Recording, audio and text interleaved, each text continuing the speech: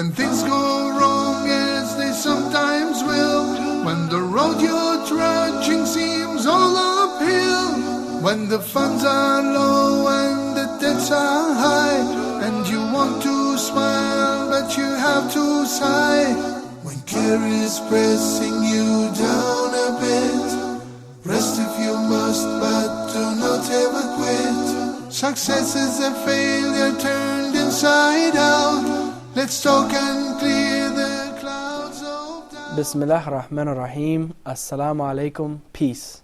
Welcome to Let's Talk. I'm your moderator, Omar Dunlap. We have with us Sheikh Haytham al-Haddad. Assalamu alaikum. Alaikum salam. Sheikh Haytham, you're the director of the Muslim Research and Development Foundation, correct? Yes. Okay, and this is an organization that helps to develop leaders for the Muslim community in America and solve problems and this sort of thing. In the West. In the West. It's specifically we haven't arrived to America yet. Very good. Well, welcome to our show. And I would like also to welcome our beautiful audience. Assalamu alaikum. And now I'm going to turn it over to you, Sheikh Haytham, to give a 10-minute reflection for our viewers. Bismillah ar-Rahman ar-Rahim. Alhamdulillah Rabbil Alameen. Wa salatu wa salamu ala nabiyyina Muhammad wa ala alihi wa sahbihi ajma'in. The title of this episode is Islam and Activism, Islam and being lazy. From an Islamic perspective, Islam is a religion, is a dynamic religion. Islam is a religion of active people. Islam is a religion or is a way of life that encourages every single one to take part in the society. Now, let us talk about the philosophical background, just quickly. You can say from a philosophical or ideological background, why Islam is encouraging everyone to be active. Because this dunya, Allah Jalla wa Ala created this life as a test. And the more we are active in this dunya, for the sake of Allah Jalla wa Ala, the more we get a reward in the hereafter, and the more we get a better position in the hereafter. Many people are talking about motivations, and when they talk about motivations, they produce several ideas and several theories. And the Western theory is the motivation, the main motivation is a materialistic motivation, whether it is the self-confidence or maybe self-tranquility, self-happiness, or maybe certain financial motivations. But from an Islamic perspective, the real motivation is what the person is going to get after his death. So, because that is a real motivation, and that is a reality, and life after death, you cannot even compare it to life before death. That's why Islam is encouraging everyone to take part in anything and to maximize or improve or better his situation after death. And that's why we see in the Quran that the Quran is always encouraging people to be so quick in doing good deeds. وَسَارِعُوا إِلَى مَغْفِرَةٍ مِّن رَبِّكُمْ وَسَابِقُوا إِلَى مَغْفِرَةٍ مِّن رَبِّكُمْ. Be so quick, be so hasty in what? To get the forgiveness of your Lord and to get Jannah. أَرْضُهَا السَّمَاوَاتُ وَالْأَرْضِ. The paradise, the vastness of this paradise is like the vastness of the whole earth and the heavens. We see that Allah Jalla wa Ala praised in Surah Al-Waqi'ah, وَالسَّابِقُونَ السَّابِقُونَ. Allah Jalla wa Ala mentioned the people of the left and the people of the right, and Allah Jalla wa Ala mentioned those who are foremost. Why? Because Allah Jalla wa Ala, He wants everyone, or Allah Jalla wa Ala wants to provide this opportunity for everyone, and it is up to us to be active people or to be lazy people. And when we see the life of the Prophet sallallahu alaihi wasallam, we see that the life, he used to be always active. Never, you cannot see that in a single moment the Prophet sallallahu alaihi wasallam, he was lazy. In fact, if you go to the Sahaba radiallahu ta'ala anhum, you will see that the main Sahaba and you can say that the Sahaba that took role in al-Islam, they used to be very active members in the society. Abu Bakr as-Siddiq, Umar, Uthman, Ali bin Abi Talib. The great Sahaba, all of them are active. And when we talk about activism, we are not talking about being active in ibadat only. Ibadat in the limited understanding of ibadah, we are talking about being active in every sphere, in our life. And that's why the Sahaba radiallahu ta'ala anhum could open the most part of the world, or you can say the biggest part of the world they know of. So they opened the whole peninsula at that time, and they reached to Sham. They reached also to Iraq, beyond Iraq. They have so many places opened, and so many places became Muslim places because of what? Because of the Sahaba radiallahu ta'ala anhum being involved, being active, taking part in everything.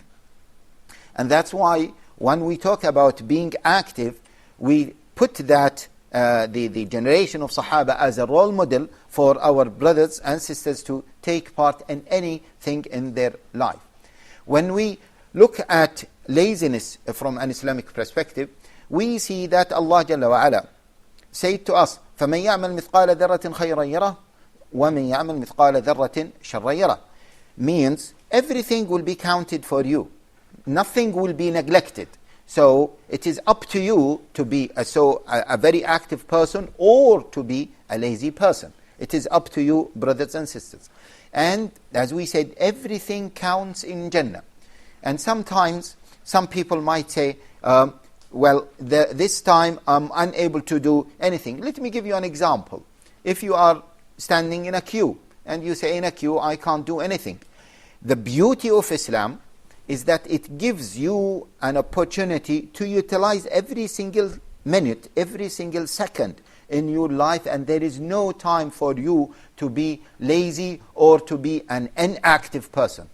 You can do dhikr of Allah Jalla wa Ala. You can do contemplation upon the creation of Allah Jalla wa Ala. You can do so many other things, even if you are in the queue. And I'm really sometimes astonished to see many Muslims who are idle, doing nothing. Umar ibn al-Khattab radiallahu ta'ala anhu said, I hate to see, or I dislike to see a person who is inactive. Neither he is involved in matters related to dunya that helps him or that help him to improve his dunya situation, nor he is involved in something related to the akhirah directly. Why? Because that person is useless. That person, he will be a burden on the society. Now, if we look at the hadith of the Prophet ﷺ, hadith Hakim ibn Hizam, and it was reported by many other Sahaba as well, that the Prophet ﷺ said, الْيَدُ الْعُلْيَا خَيْرٌ مِنْ الْيَدِ السُّفْلَى. الْيَدُ الْعُلْيَا هِيَ الْيَدُ الْمُنْفِقَةِ وَالْيَدُ السُّفْلَى هِيَ الْيَدُ الْآخِذَةِ. What does that mean? The upper hand is better than the lower hand. The upper hand is the hand that gives. The lower hand, the hand is the hand that takes. What does that mean? It means the upper hand is able to produce, is able to offer. The lower hand is just a lazy hand and just wants people to help to help her. And that hand, the lower hand, is just taking. And from an economical perspective, the upper hand is the offer and the lower hand is the demand. And they say if the offer is higher than the demand, the well-being of the society will be improved. But if the demand is more than the offer, what will happen to the society? Of course, the well-being of the society will go down. So it has a wider perspective. Being active, and some people take the word activism means politically active. We are not talking about politically active. We are talking about the principle of being active in every sphere in life. Now, that is an attitude, or that is a quality. That quality manifests itself in different spheres of life. So, for example, if you are seeking knowledge, you will be active in that. If you are doing da'wah, you will be active in that. If you are maybe a doctor, you will be active in your role. Not only that, but once you are active, you will try to do so many things together. For example, even if you are an engineer, after your time, after you spend 8 or 9 hours, whatever, in your work, at that time, after that, you will not be an inactive person. You will not a lazy person, because you know that at the day of resurrection, everything counts. Every single minute can raise your grade in Jannah. That is the real motivation, and this is what I mentioned about the philosophical background. Let us remember this, brothers and sisters. Let us remember that At the day of resurrection, we will regret every single minute that we did not make use of our time. Once we had that in mind, we will be very active people. I hope that I have provided something. Jazakallah I'm khair. sorry I was speaking. You did very good. I was going to tell you, thank you for those wonderful insights. We're going to take a quick break, inshallah ta'ala, so don't go anywhere. We'll be right back. You're watching Let's Talk.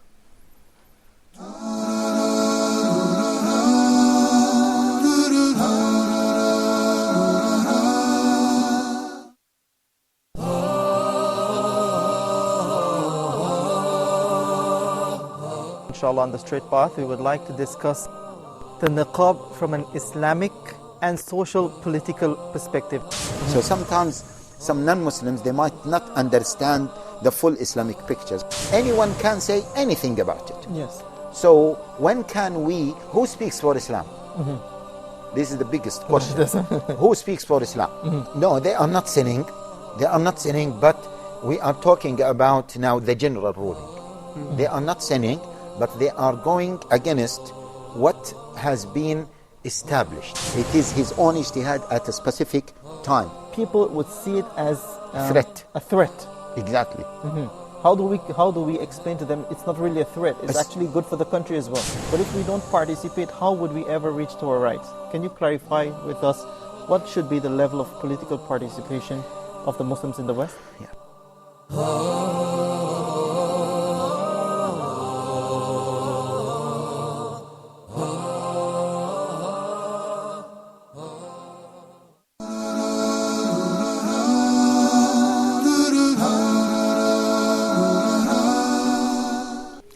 Bismillah ar-Rahman ar-Rahim. Welcome back to Let's Talk. I'm your moderator, Omar Dunlap.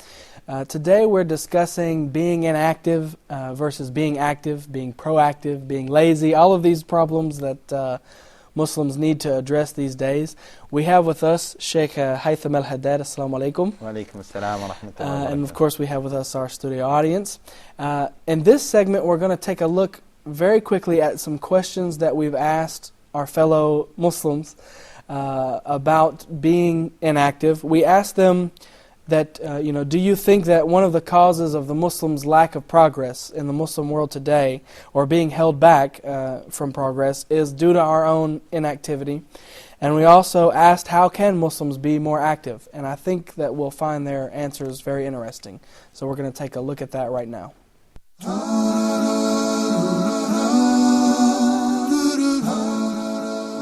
Our backwardness is owing to our inactivity. We are not effective in whatever we are doing. We neglect, we neglect working hard for the future. We fail to plan for the future. We fail to do research in order to attain advancement in all aspects of life. Advancement in technological aspects, advancement in economic aspects, and even advancement in spiritual aspects. So these inactivities accounts for our backwardness in everything. And how do you think we could motivate Muslims to be active? To motivate Muslims to be active, first we have to we have to remind Muslims of the exemplary role played by our predecessors. I mean, the Sahaba of the Prophets. Even the Prophet is a role model, is a perfect role model which we have to emulate. So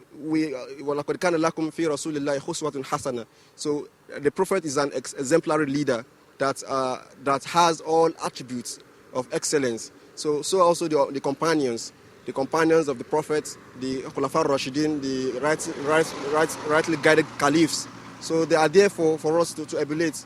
So the Islamic history is full of figures of men who are able and have contributed a lot to the advancement of Islam in the past. So we Muslims today and present have to emulate them, and by this we can achieve success.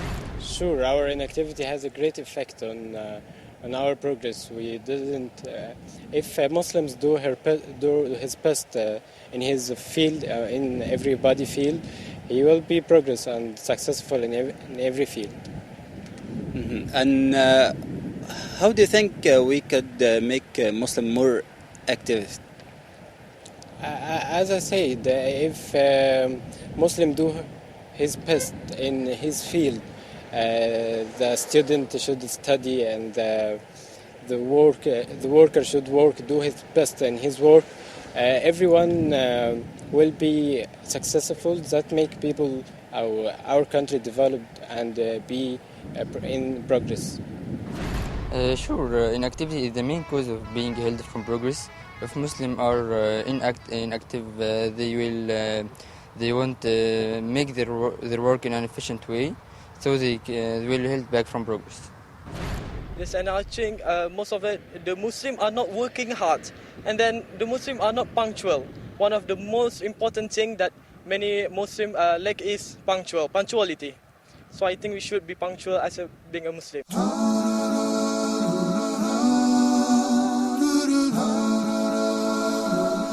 Bismillah. Well, that was a very interesting, Sheikh Haytham. I'm wanting to get your thoughts on what they said. You know, we asked them, what's the cause? Why are we being held back in the world? Is it because of our inactivity? And, you know, we got everything from failure to plan, failure to do research, not doing the best in our particular fields, not being punctual, not working hard. What do you think about that? Yeah, Bismillah ar-Rahman ar-Rahim. First of all, a few comments. I think a few of the brothers interviewed, they were not tackling the topic. And the main issue is the motivation, except one or two. So they were not talking about motivation. They were talking about Muslim, he should be efficient in utilizing the time, etc. But how?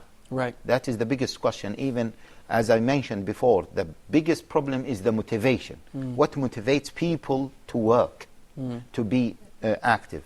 This is something. Then after motivation, we need to move to the second point, which is how. So why, which is the motivation, and then how. Some people would like to be active, but they are unable to be active because they don't know how to be active. This is the second thing. The third thing, maybe the brother at the end, he mentioned a few criticism, okay, that always we criticize ourselves. After talking about why and how, we need to tackle certain problems in our life. And if you allow me, and I know that sometimes some brothers, they don't like this, they always like to criticize. I think criticism of two types. Most of us are applying a criticism that maybe demotivate people. Muslims are the worst people in terms of punctuality. Muslims are the worst people in terms of commitments. Muslims are the worst people in terms of utilizing their times. Muslims are the worst, the worst, the worst. Now, when people hear these messages, they will not be motivated, they will be demotivated. I think we need to move from this language to another proactive language, to a language that really motivates people. So these are the three areas that maybe we need to discuss when we talk about being active or activism in general. You made an interesting point that I would like to explore a little further. You were talking about the power of the words we're using. You know, we're using words that are demotivating people. It's very interesting. I recently read a hadith, and maybe you're familiar with it, you know better than me, where the Prophet ﷺ, he was talking about sick people, and he said, don't say, I feel rotten, or I feel bad. Instead say, I don't feel well. And I think the implication there is the power of the words. If we're affirming a negative, maybe it will affect our psychology, you know, rather than affirming a positive. So that is true. And if we see the Prophet ﷺ methodology in addressing people, for example, Abdullah ibn Umar, he said, he didn't say, oh Abdullah, you don't make Qiyamul Layl. He said, Ni'ma al-abdu Abdullah, law kana yaqumu min al-layl. What a good person if he is establishing Qiyamul Layl. Wow. Abdullah ibn Umar, when he heard this, he was so motivated, and he said, I never left Qiyamul Layl after that. Right. So that language, the way you address people, not only the language, the terminology, but the way you address people. For example, focusing on mistakes and not giving people solutions, or not addressing the problems of people themselves. So when you criticize, for example, this the issue of punctuality, when we always criticize Muslims that they are not punctual. And in some Muslim countries, the communication system is very bad, the transportation system is very bad, the commitments of life horrible for them. So how can you expect from those people to be punctual in terms of time? Right. Now, many people are comparing between the West and those Muslim countries. In the West, there is no stress. The government is taking care of so many things for people. They send buses to collect children for school, or even if they don't send buses to collect children for schools, they have schools in every single place, so the person doesn't need to travel a long distance. The transportation is so good. The whole system is so good. So it is not that we are intrinsically bad as Muslims, or the ethnicity of Muslim is so bad. No, there are a number of factors. And let us not ignore the role of so many Muslim government in making Muslims in that bad situation, when we have to be just, so we don't need to criticize individuals rather than maybe criticizing the whole system and the real reason for that ineffective system. So it is not only the language, but it's also the style of talking and trying to understand the root causes of the problem. These things will help us to provide a solution for our Muslim Ummah. Very well. Again, there's a point there that I would like to explore a little further. You were saying that it's a whole system, and of course I think anyone in their right mind would agree with that. But keeping that in mind, where does personal accountability come into play? I mean, where do we draw that line and say, I need to do something? Yes, that is important. That is important. But what I mentioned is that my point is that we need to understand the whole problem, right, rather than blaming individuals or blaming systems or blaming governments. We need to understand the whole problem in order to be able to provide solutions. Once we understand it like this, then we can provide solutions even for individuals. And we can tell people, you as an individual, you have to take your part and you have to do it in a very effective way. And see, this links to the issue of motivation. And always we ignore the real motivation that can motivate people. From an Islamic perspective, the real motivation is the akhirah, what the person is going to get in the akhirah. And that's why we always see that the Quran, the Sunnah is talking about the akhirah. The Quran and Sunnah is not talking about the dunya. The Prophet ﷺ, whenever he says something, he would tell us about the reward in the akhirah. Whenever he is warning us against something, he is not warning against that because of the dunya. Of course, we are not talking about this now, but I'm talking about the motivation. We have to have the right motivation. And once we have that right motivation, even the individuals, they will feel the responsibility as individuals. They will not look they are not looking for someone whom they can blame or they can hang their shortcomings on. That also helps in finding a solution for the laziness of some Muslims suffering from. And also this will help those Muslims who would like to be active to be active.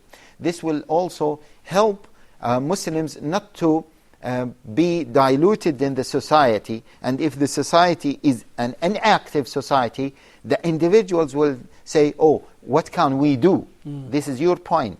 Because the individuals might say, everyone is active. If I come early, I will not see anyone in the office. Right. So let me come late.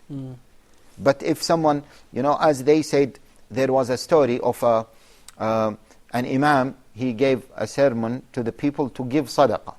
And at that time, he asked them, they were running out of water. And so he said, every single one should bring some water and put it in the big container for us to make wudu. So he said, can you do that? So everyone, when he went back, he said, listen, I am only an individual. if I don't do it, for sure the rest of the people in the masjid, they will do it. So I'm going to bring this little amount. It will not be effective. It will not make any big difference. So because others will do it. Right. So in the morning, they checked nothing in the container because every single individual thought of the same thing. So every single individual was inactive. So the whole society was inactive. And then he told them, no, please, you should not think like this. Everyone should do his job irrespective of the others. Then the second day, the container was full. That is also a solution for the inactivity that some individuals are suffering from. Right. We'll go to our audience real quick, see if anyone has a question. Go ahead. Yeah. I'm still a student, and I all the time ask myself why I should be an active person. And I know that it's going to be very difficult to find a job because of the bad economical circumstances. And why I should be an active person. Yeah.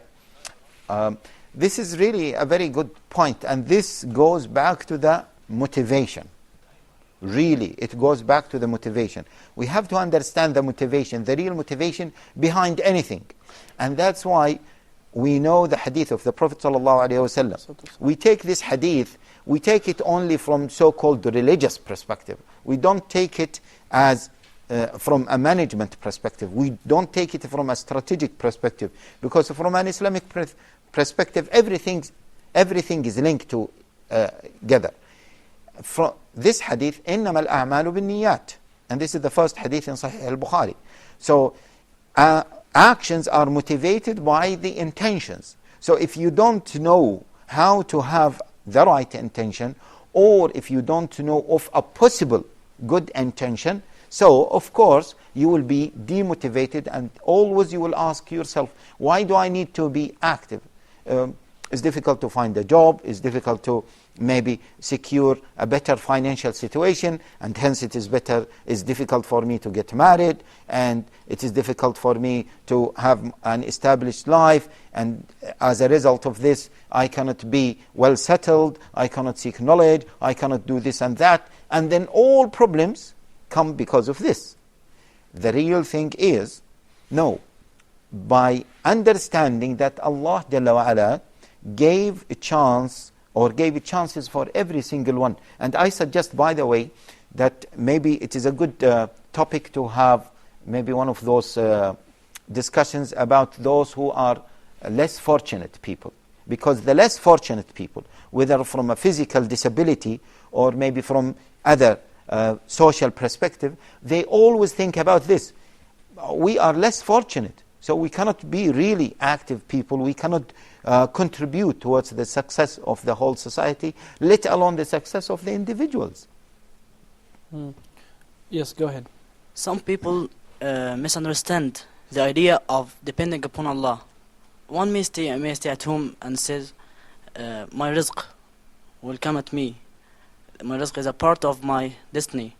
And they stay at home and model between the idea of depending upon Allah and the idea of tawakkul, or dependence. So, Sheikh, I want you to differentiate between the idea of depending upon Allah and tawakkul, or dependence. Yeah, this is really a good point.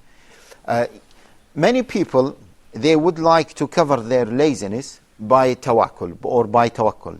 So they are lazy, it's difficult for them to wake up early in the morning to go and work. So they say, oh, if Allah would provide me, then I will find provision. And this is, of course, a deception. The point is, the Prophet ﷺ said to Abdullah ibn Umar, استعن بالله ولا تعجز. احرص على ما ينفعك واستعن بالله ولا تعجز. احرص على ما ينفعك means try your best to get what benefits you. And rely on Allah. Have tawakkul on Allah. استعن بالله. ولا تعجز. Don't be an inactive person. Don't be a disabled person. ولا تقل don't say to yourself, لو, if I were to do this, then I would have this. But say to yourself, قدر الله وما شاء فعل. So after taking all active physical steps, that Allah Jalla wa Ala commanded you to take, and then you could not achieve what you wanted or you intended to achieve, then at that time, at least the motivation has been there, the reward, which is the most important thing, has been granted. And that's why we say, again, back to the motivation. If the person is motivated correctly, he will try to do something. And he knows that Allah Jalla wa Ala linked between the reward and not only the intention, but what? The intention and work. Okay? As we saw in Hadith Aisha radiallahu ta'ala anha, man amila amalan. So the Prophet ﷺ didn't say just the one who had intention. Man amila amalan. So there is a work involved. And that's why the Prophet ﷺ said in the other hadith, لو أنكم تتوكلون على الله حق توكله لرزقكم. If you were to have real tawakkul on Allah Jalla wa Ala, Allah Jalla wa Ala would have provided you as He would provide birds who leave early in the morning with empty stomachs, and because of what? Because of the tawakkul, and because the fact that they, what? They stayed in their nests? No. They what? Left to look for provision. Well, it was very interesting questions and answers. We're going to go to a very quick break, so don't go anywhere. You're watching Let's Talk.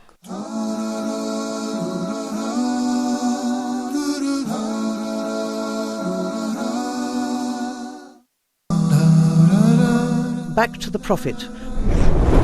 Join Sheikh Amar in the program Back to the Prophet, wherein he teaches us practical lessons from the Prophet's life and how this can help us to overcome our challenges in the present. We talk about the life example of the Prophet Muhammad, peace and blessings be upon him, seeking guidance for ourselves. In the early days after the revelation of the Holy Quran, the Muslims were greatly persecuted, so much so that quite a few Muslims had to leave Arabia and migrate to Africa to live among Ahl Kitab, Christian people who followed the gospel of Christ.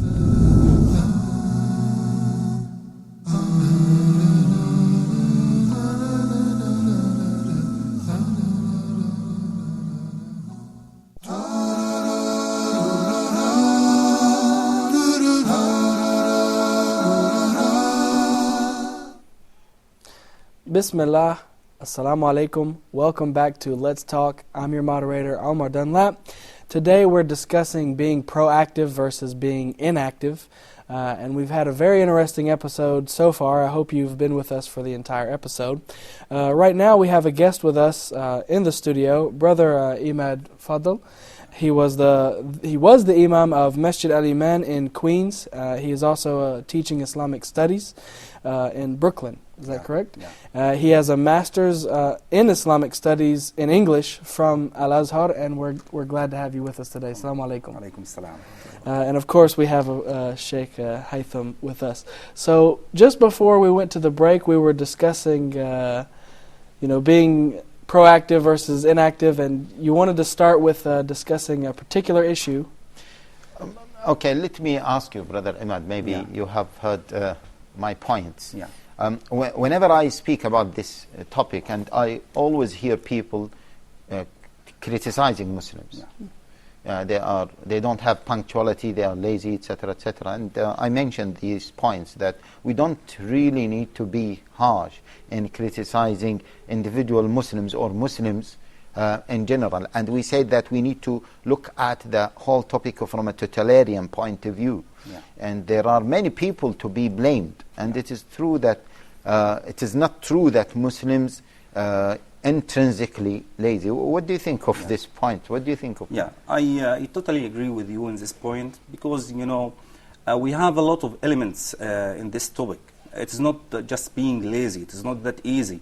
We have internal elements and external ones. So we cannot say that the Ummah is lazy.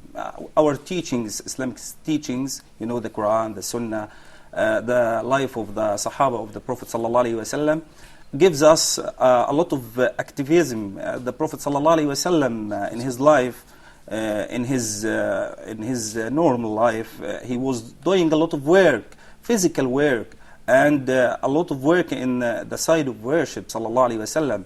As you said, and as you mentioned, he was praying most of the night, sallallahu alaihi wasallam, until he get tired of praying. But he loves it, sallallahu alaihi wasallam. Although that Allah subhanahu wa taala forgave all his sins.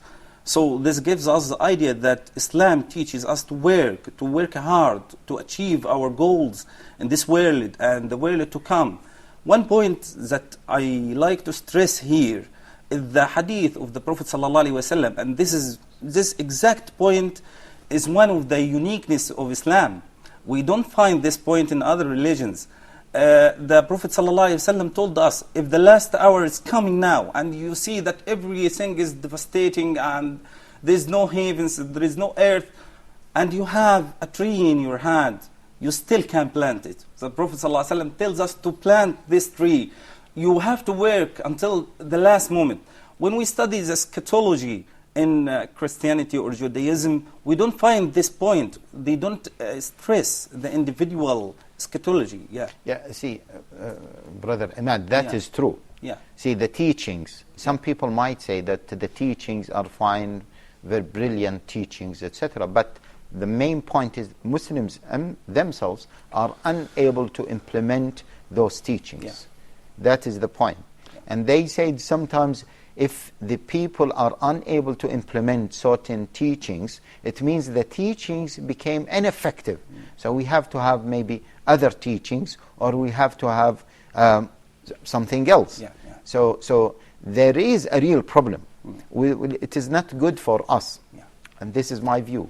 It is not good for us just to say, no, Islam itself is a very active religion. Islam itself is encouraging us to do things without providing solutions. So that's why maybe we need to speak about solutions for our Muslim Ummah. Of course, we know that maybe in this episode we won't be able to cover all solutions. But we are just, these points that we are discussing is just like brainstorming about the whole topic. So in terms of solutions, maybe if we can shed some light on solutions, either from Brother Ahmad or maybe from our guest audience. Brother Ahmad, do you have something on what he was saying? When we are talking about the solutions, we are talking about that every individual should plan for himself short time plans for the week he lives or the month he lives in, and future plans for his future. I mean, when I'm a student, I'm looking to have my bachelor degree, then my master's degree, then my doctorate, then work, then so on. So everyone has to have his future clear in front of his eyes. So that makes him more active. A vision. I think one of the main problems many of us are facing, we don't have a clear identified vision. Once we have a clear identified vision, what do I need to do? Then, of course, we will be lacking in so many things. And some people, even those who have visions, the vision is not identifiable, one thing. The vision is unachievable. And that's why even from management perspective, when they talk about visions for any organization, they say that the vision has to be identifiable and achievable. Many of us, maybe those who may be overzealous, they might have visions that are that cannot be achieved, unachievable visions. Or sometimes people would like to say, I want to be a successful person. That is not a real identifiable vision. So this is maybe one point. What about, and I'll take both of your opinions on this, the concept, a lot of non-Muslims, they think that Muslims believe in fatalism, which is the belief that, everything is predestined, so it doesn't matter what I do, it's gonna happen, and that this can produce lazy people. So I guess we'll take your comment first, and then we'll have your input, inshallah. This is again part of, we call it in Arabic, jald al-dhat. I don't know whether there is an English expression. People enjoy criticizing themselves. I think we need to move from this kind of mindset. And if we look at the Prophet ﷺ's life, we will see that the Prophet ﷺ, he was trying to take people out of this mentality. This is a defeated mentality. This is the mentality of victims. A victim cannot be really a successful person. The person with victim mentality, he will not be a victorious person. So that is important, and that's why from a practical perspective we say that the imams in Jum'ah sermons, the leaders of the society, in media, in other outlets, media outlets, we need to talk about the proactive mentality rather than the inactive, defeated mentality. So this is one thing. Even in the educational system, our educational system, whether in Muslim worlds or in Muslim schools in Muslim countries, we need to get rid of this victim mentality. And I think, unfortunately, our media is playing a negative role in instilling this victim mentality in our hearts, in our minds. We always try to focus on war in Iraq and the victims of war in Iraq in a very tragic way. I'm not saying that we should not display this, but it should not be displayed in a way that instills in our minds that we are the victim. And by the way, this victim mentality is very dangerous, because even if we become victorious, we will deal with others from a victim mentality, because we haven't tasted being victorious at any point of our life. And that's why they say, Sayyid Qutb had a very interesting statement when he talked about Yusuf alayhi salam. Musa alayhi salam. Musa alayhi salam, he came from Bani Israel. Banu Israel at that time, they were the victims of what? The hostility of Pharaoh and his people. So, but Allah Jalla wa'ala wants to take Musa out of this mindset, because Allah Jalla wa'ala wants to prepare Musa to be a leader, to be an active person. Now, if he lived as a demotivated person because he was living in that framework, he will never be a true leader. And that's why Allah Jalla wa'ala decreed that Musa will be raised up where? In Pharaoh's house. Pharaoh's house is what? Pharaoh is the leader. He is the king. So to live in that atmosphere helps the person, motivates himself, helps the person to gain certain qualities. And that's why we have to be balanced when we talk about our problems as Muslims. And this continuous criticism and presenting these images of Muslims being defeated, where in Afghanistan, in Iraq, in Somalia, wherever they are in Palestine, we have to put them in the right perspective. This is one practical solution. And see, it is a holistic solution. We need to look at it from this angle.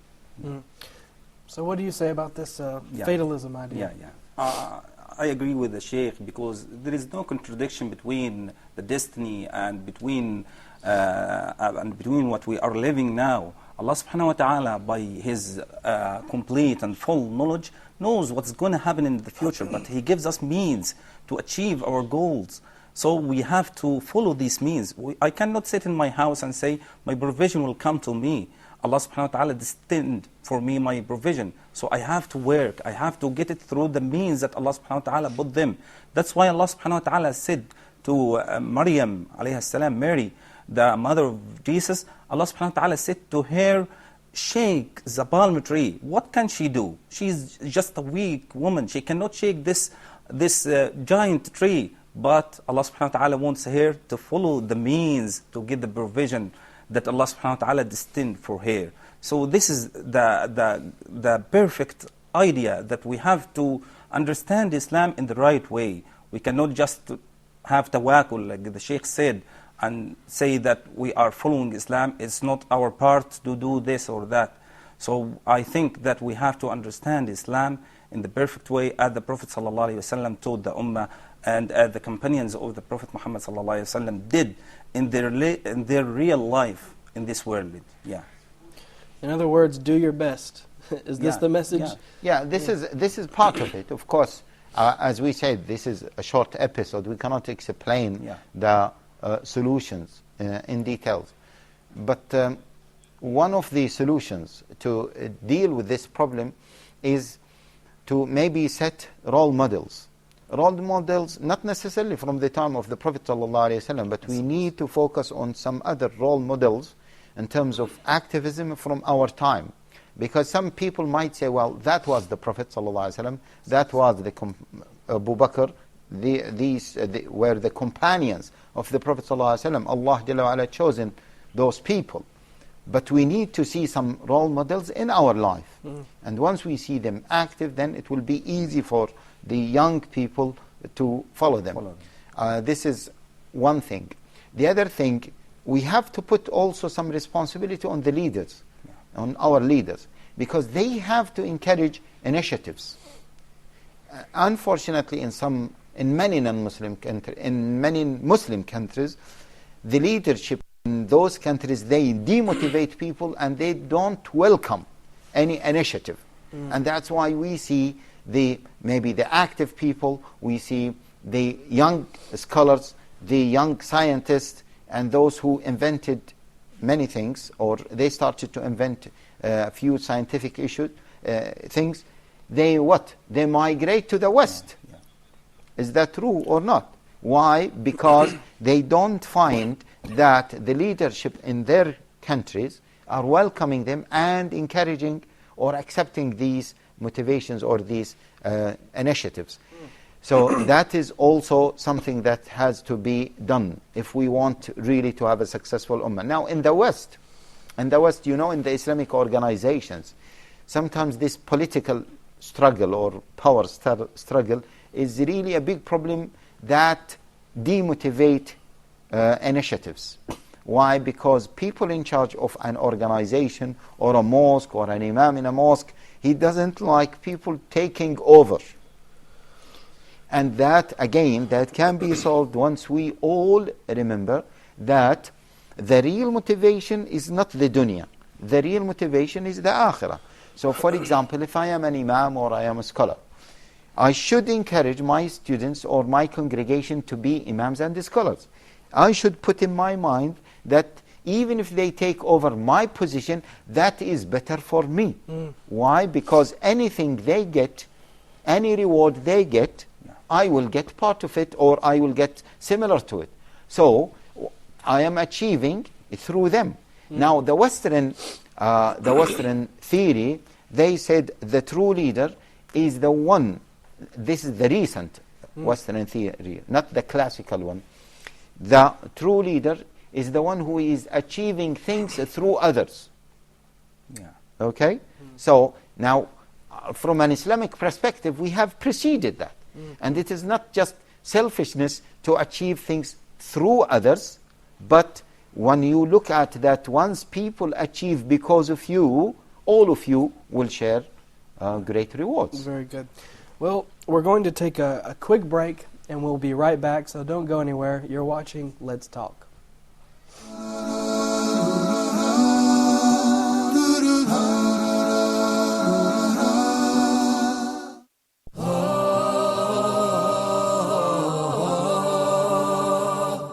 Reviewing the second rule of al-mim as-sakina. That is the letter mim. So if the first mim is non-vowel or sakina, followed by a voweled mim. So I will merge the first in the letter and I will pronounce them as one. وَآمَنَهُمْ مِنْ. And we spoke abundantly on the virtues of seeking refuge with Allah from the outcast Satan. Especially for the first reciter, he's got to recite it out loud. وَالسَّمَاءِ ذَاتِ الْبُرُوجِ. أعوذ بالله من الشيطان الرجيم.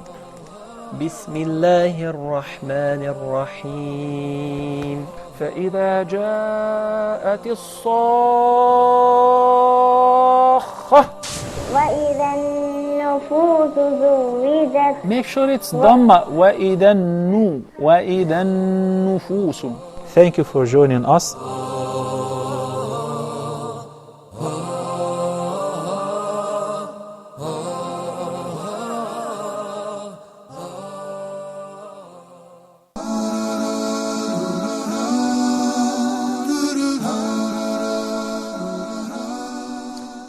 Bismillah ar-Rahman ar-Rahim. Welcome back to Let's Talk. I'm your moderator, Omar Dunlap, and we're discussing today being inactive versus being proactive.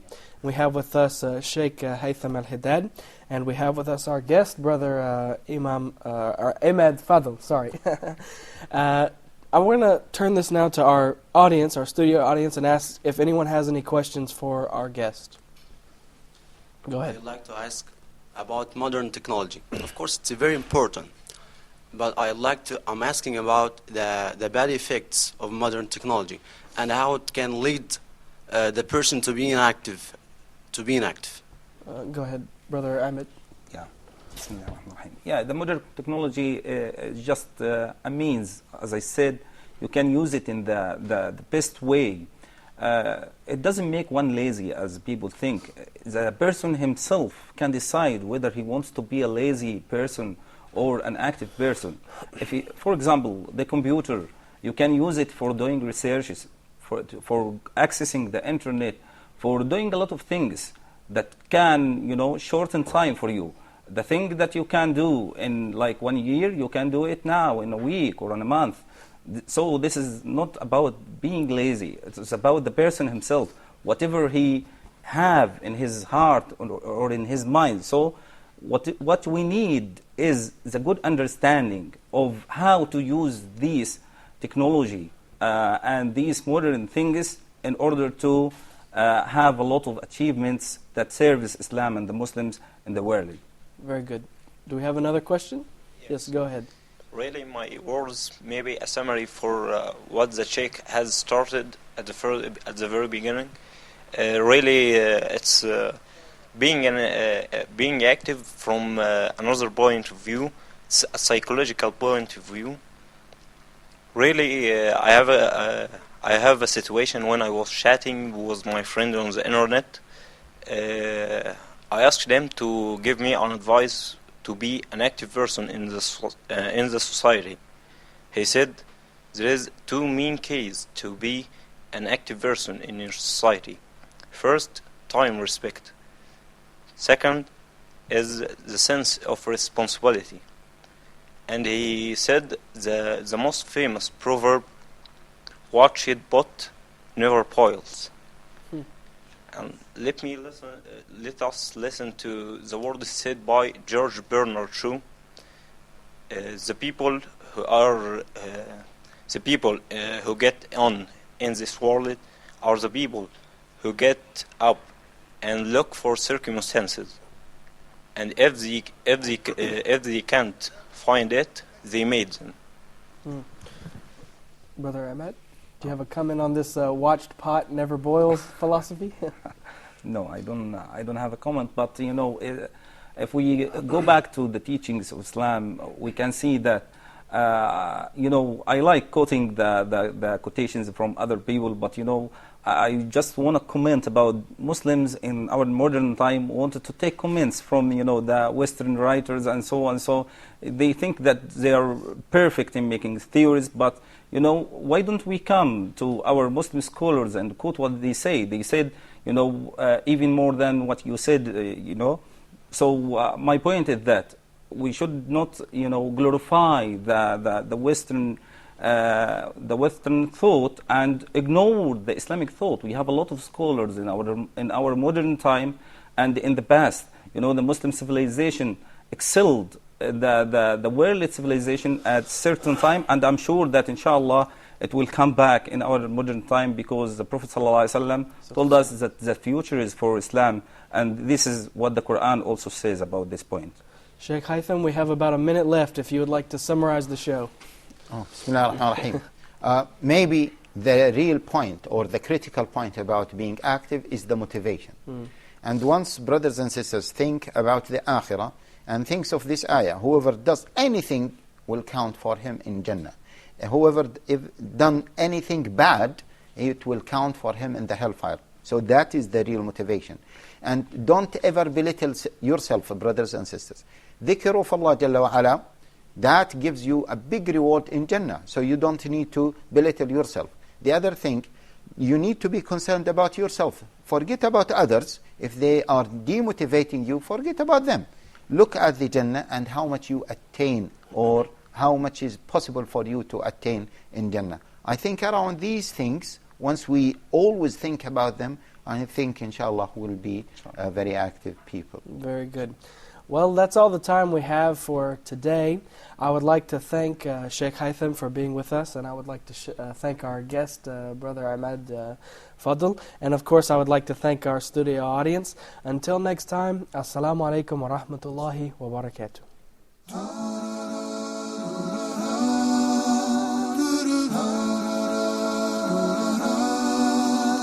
When things go wrong, as they sometimes will, when the road you're trudging seems all uphill, when things go wrong, as they sometimes will, when the road you're trudging seems all uphill, when the funds are low and the debts are high, and you want to smile but you have to sigh, when care is pressing you down a bit, rest if you must, but do not ever quit. Success is a failure turned inside out. Let's talk and clear the clouds of doubt. Success is a failure turned inside out. Let's talk and clear the clouds of doubt.